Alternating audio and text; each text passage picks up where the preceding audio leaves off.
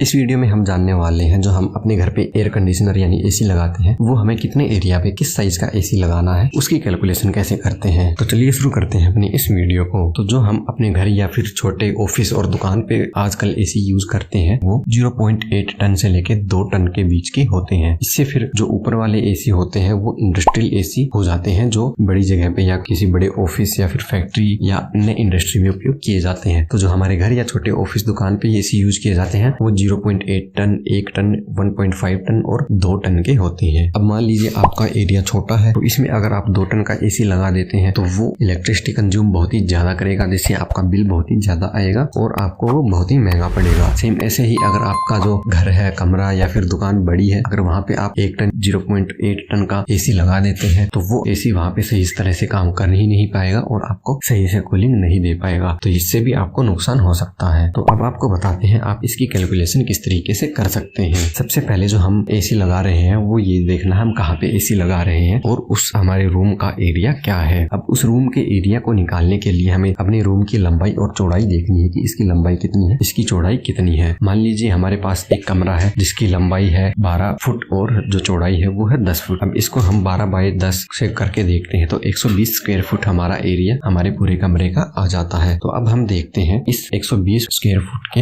Area में कितना बड़ा एसी लगेगा। अब इसको जानने के लिए हम आपको सबसे पहले ये बताते हैं कि हमारा कितने टन का एसी कितने एरिया तक के लिए सही रहता है। तो जो हमारा 0.8 टन का एसी है वो हमारे 100 स्क्वायर फुट तक के लिए सही रहता है। अगर हमारा एरिया 100 स्क्वायर फुट तक का है या उससे कम का है तो वहाँ पे हम 0.8 टन के एसी का यूज करेंगे। इसके बाद जो हमारा 1 टन का एसी होता है उसको हम 100 से लेके 150 स्क्वायर फुट के एरिया के लिए इस्तेमाल करते हैं। उसके बाद जो 1.5 टन का एसी है उसको हम 150 से लेके 250 स्क्वायर फीट के एरिया के लिए यूज करते हैं। और जो हमारा 2 टन का एसी है वो हम 250 से लेके 400 स्क्वायर फुट के एरिया के लिए यूज करते हैं। अगर आपका एरिया 400 फुट से ज्यादा का है तो आप वहाँ पे इंडस्ट्रियल एसी जैसे कि centralise AC, ductable AC, VRV या जो अदर सिस्टम होते हैं उनका यूज कर सकते हैं, या फिर आप 2 एसी का भी इस्तेमाल वहाँ पे कर सकते हैं। इसके अलावा अगर आपका जो कमरा है जहाँ पे आप एसी लगा रहे हैं अगर उसके ऊपर डायरेक्ट सनलाइट आ रही है तो एरिया के हिसाब से जो एसी है उससे एक स्टेप ऊपर का आप एसी सिलेक्ट कर सकते हैं। जैसे अगर मान लीजिए आपका जो एरिया है वो 100 स्क्वायर फीट का है या 90 स्क्वायर फीट का है तो इसके एरिया के हिसाब से आपको वहाँ पे 0.8 टन का एसी लगाना चाहिए। लेकिन अगर वहाँ पे आपकी डायरेक्ट सनलाइट आ रही है तो वहाँ पे आप 1 टन के एसी का इस्तेमाल करेंगे। तो इसके हिसाब से अब आप आसानी से निकाल सकते हैं कि आपके कमरे में कौन सा एसी लगेगा। तो जैसे हमने कैलकुलेट किया था 10 गुणा 12 120 स्क्वायर फीट हमारा एरिया था, तो इसके हिसाब से हम यहाँ पे 1 टन के एसी का इस्तेमाल करेंगे। ठीक इसी प्रकार से आप अपने घर या अपने कमरे की लंबाई चौड़ाई माप के स्क्वायर फीट निकाल के इस कैलकुलेशन के हिसाब से देख सकते हैं कि आपको कितने टन के एसी की जरूरत यहाँ पे पड़ेगी। अब इसके अलावा अगर आप ये जानना चाहते हैं कि एसी में जो ये टन होता है जैसे 1 टन 2 टन इसका क्या मतलब होता है तो इसके लिए आप हमारी ये राइट वाली वीडियो देख सकते हैं। और अगर आप ये जानना चाहते हैं कि आप अपने घर पे अगर एसी चलाते हैं तो उसका कितना बिल महीने में आपको देना पड़ेगा, यानी कितनी यूनिट वो एसी खर्च करेगा, तो ये जानने के लिए आप हमारी ये लेफ्ट वाली वीडियो देख सकते हैं।